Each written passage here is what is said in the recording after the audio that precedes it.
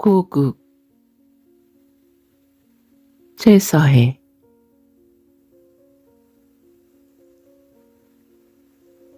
큰 뜻을 품고 고국을 떠나던 운심의 그림자가 다시 조선 땅에 나타난 것은 개해년 3월 중순이었다. 처음으로 회령에 왔다.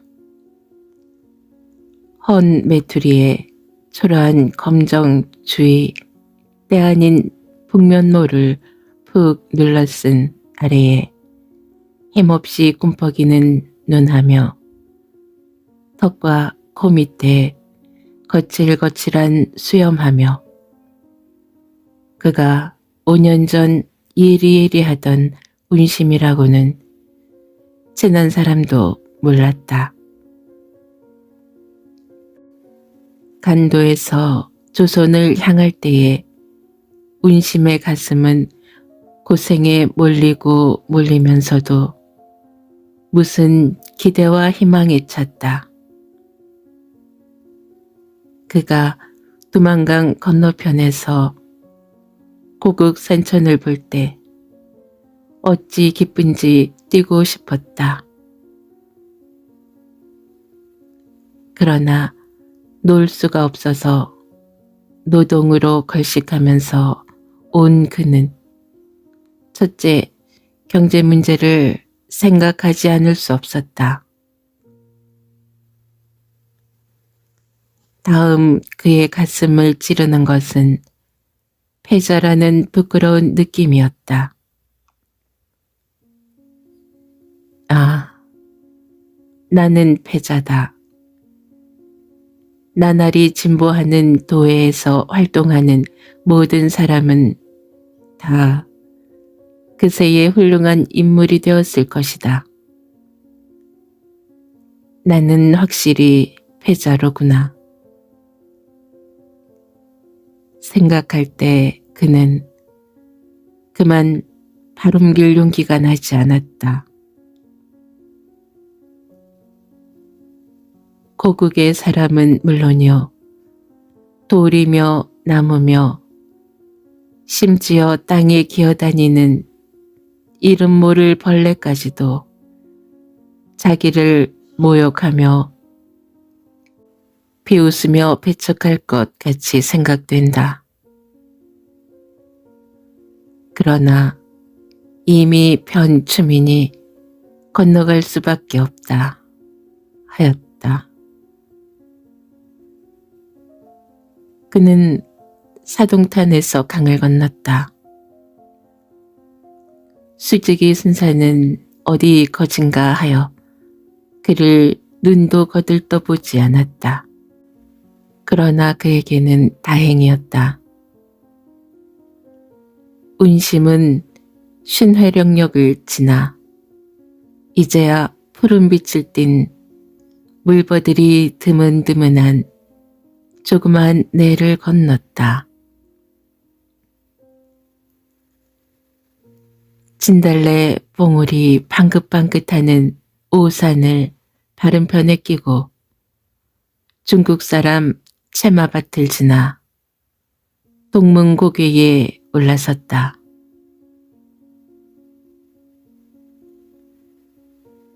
그의 눈에는 넓은 회령시가 보였다. 고기 비늘 같은 이따은 기와 지방이며 황혼 공기에 음파를 전하여 오는 바이올린 소리, 길에 다니는 말쑥한 사람들은 운심에게 딴 세상의 느낌을 주었다. 그의 몸은 소음같이 휘주근하고 등에 붙은 점심 못 먹은 배는 꼴꼴 운다.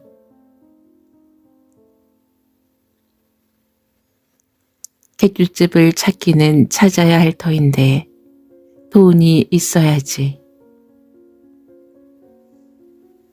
그는 홀로 중얼거리면서 길 한편에 발을 멈추고 섰다.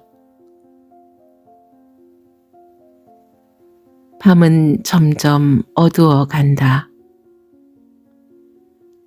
전등빛은 한층 더 밝다. 짐을 잔뜩 실은 우차가 삐걱삐걱 소리를 내면서 그의 앞을 지나갔다. 그의 머리 위 넓고 푸른 하늘에 무수히 가물거리는 별들은 기구한 제 신세를 엿보는 듯이 그는 생각났다. 어디로선지 흘러오는 누릿한 음식 냄새는 그의 비위를 벅 상하였다.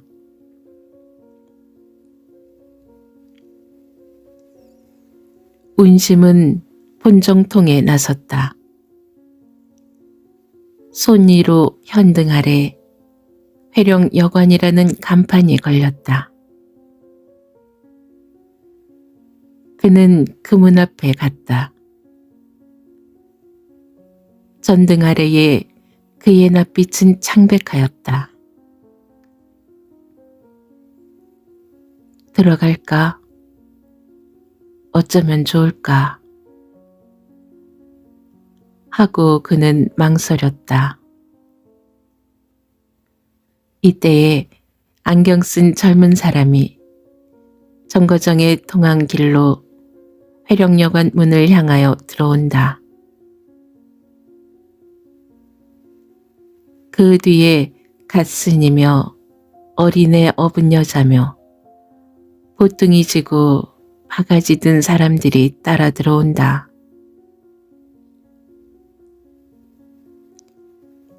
어서 들어가십시오. 여관을 찾습니까? 그 안경 쓴 자가 조그마한 보따리를 걸머쥐고 주저거리는 운심이를 보면서 말을 붙인다. 그러나 운심은 대답이 없었다. 자, 갑시다. 방도 덥고 밥값도 싸지요. 운심은 아무 소리 없이 방에 들어갔다. 방은 아래 위 양칸이었다. 그리 크지는 않으나 그리 더럽지도 않았다.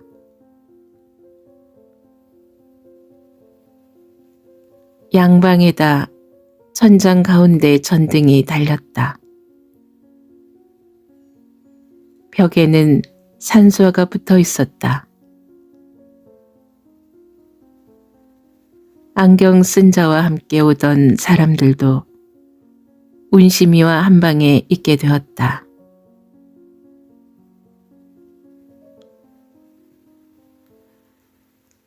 저녁상을 받은 운심은 밥을 먹기는 먹으면서도 밥값 치러줄 걱정에 가슴이 답답하였다. 이를 어쩌노. 밥값을 못 주면 이런 꼴이 어디 있나. 어서 내일부터라도 날싹이라도 해야지 하는 생각에 밥맛도 몰랐다. 바로 3.1 운동이 일어나던 해 봄이었다. 그는 서간도로 갔었다. 처음 그는 백두산 뒤 흑룡강가 청시허라는 그리 크지 않은 동리에 있었다. 생전에 보지 못하던 험한 산과 울창한 산림과 듣지도 못하던 홍우적 마적 하는 소리에 간담이 선을 하였다.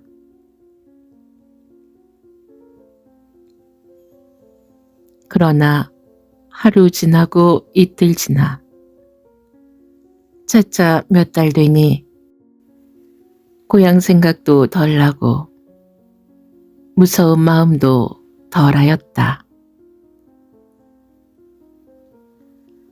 이리하여 이곳서 지내는 때에 그는 산에나 물에나 들에나 먹을 것에나 입을 것에나 조금의 부자유가 없었다. 그러한 부자유는 없었으되 그의 심정에 닥치는 고민은 나날이 깊었다. 벽장골 같은 이곳에 온 후로 친한 벗에 낯은 고사하고 편지 한 장, 신문 한 장도 못 보았다.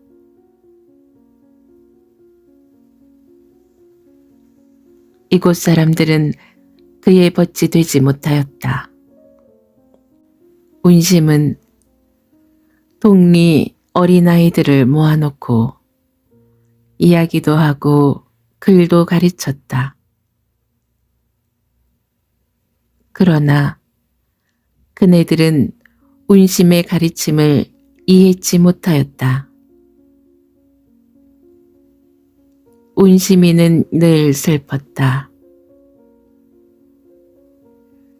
유위한 청춘이 속절없이 쓰러져가는 신세 되는 것이 그에게는 큰 고통이었다.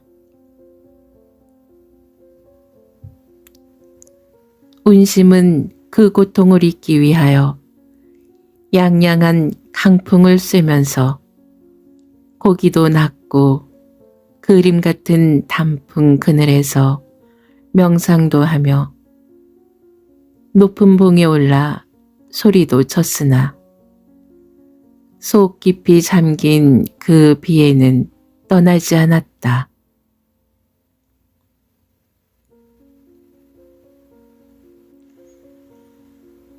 산골에 방향을 주는 랫소리와 푸른 그늘에서 흘러나오는 유량한 새의 노래로는 그 마음의 불만을 채우지 못하였다. 도리어 수심을 더하였다. 그는 항상 알지 못할 딴 세상을 동경하였다. 산은 단풍에 붉고 들은 황곡에 누런 그해 가을에 운심이는 청시어를 떠났다.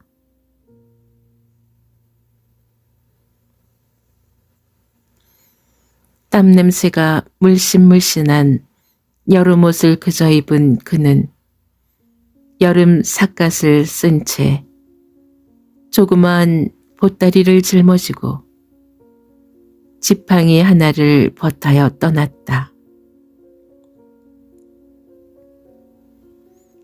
그가 떠날 때에 그곳 사람들은 별로 섭섭하다는 표정이 없었다.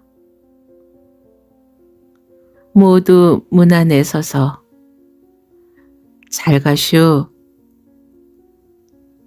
할 뿐이었다. 다만 조석으로 그를 가르쳐준 13살 난 어린 것 하나가 선생님 짐을 벗소. 내 들고 가겠소. 하면서 청시허에서 심리되는 다서허 고개까지 와서 선생님 평안히 가오.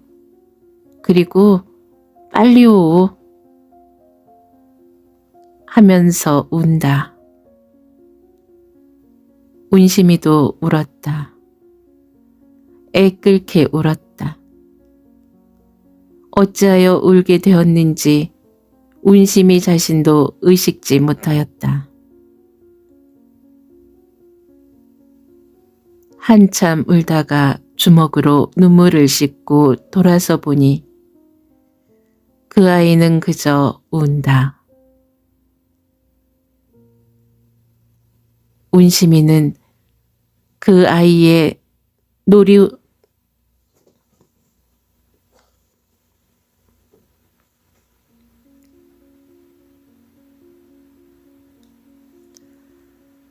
운심이는 그 아이의 노루 꼬리만한 머리를 쓰다듬으면서 어서 가거라. 내가 빨리 다녀오마. 말을 마치지 못하여 그는 또 울었다. 온 세계의 고독의 비애는 자기 홀로 가진 듯하였다. 운심이는 눈을 문지르는 어린애 손을 꼭 쥐면서 박돌아, 어서 가거라. 내달이면 내가 온다. 나는 아버지가 내 말만 들었으면 선생님과 가겠는데 하면서 또 운다. 운심이도 또 울었다.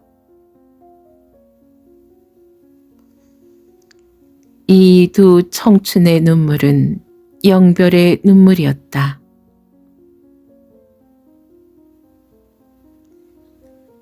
물을 건너고 산을 넘어 허덕허덕 홀로 갈 때에 돌에 부딪히며 길에 끌리는 지팡이 소리만이 고요한 나무 속에 평온한 공기를 울렸다.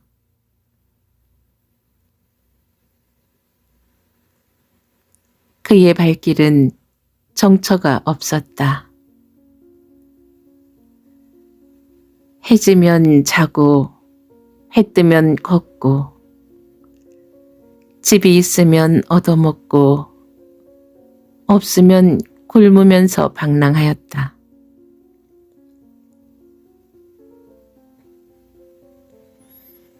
물론 이슬에도 잠잤으며 풀뿌리도 먹었다. 이때는 한창 남북 만주의 독립단이 처처에 벌떼같이 일어나서 그 경계선을 앞뒤로 느린 때였다. 정백한 사람으로서 정탐꾼이라고 독립군 총에 죽은 사람도 많았거니와 진정 정탐꾼도 죽은 사람이 많았다. 운심이도 그네들 손에 잡힌 바 되어 독립당 감옥에 사흘을 갇혔다가 어떤 아는 독립군의 보증으로 놓였다. 그러나 피 끓는 청춘인 운심이는 그저 있지 않았다.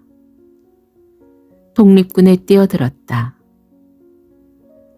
배낭을 지고 총을 메었다. 일시는 엄벙벙한 것이 기뻤다. 그러나 날이 가고 달이 갈수록 그 군인 생활이 염증이 났다. 그리고 그는 늘 고원을 바라보고 울었다. 이상을 품고 울었다.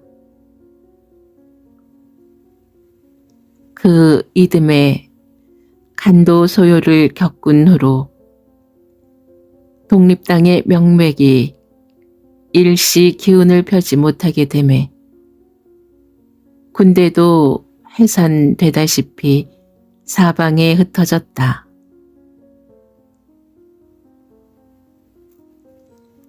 운심이 있던 군대도 해산되었다. 배낭을 벗고 총을 집어던진 운심이는 여전히 표량하였다. 머리는 귀밑을 가리고 검은 낫에 수염이 거칠었다. 두 눈에는 항상 붉은 핏발이 섰다. 어떤 때에 그는 아편에 취하여 중국 사람 골방에 자빠진 적도 있었으며 비바람을 무릅쓰고 사냥도 하였다. 그러나 이방의 괴로운 생활에 시화되려던 그의 가슴은 가을바람에 머리 숙인 버들가지가 되고 하늘이라도 뚫으려던 그 뜻은 이제 점점 어둑한 천인 갱참에 떨어져 들어가는 줄 모르게 떨어져 들어감을 그는 깨달았다. 그는 신세를 생각하고 울었다. 공연히 소리를 지르면서 뛰어도 다녔다. 이 모양으로 향방 없이 표량하다가 지금 본국으로 돌아오기는 왔다. 내가 찾아갈 곳도 없고 나를 기다려주는 이도 없건만은 나도 본국으로 돌아왔다.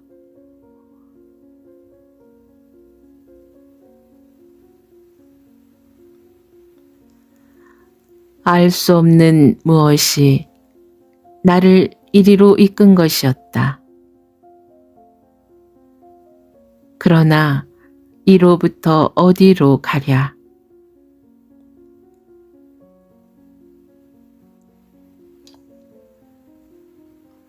운심이가 회령 오던 사흘째 되는 날이다. 회령 여관에는 도배장이 나 운심이라는 문패가 걸렸다.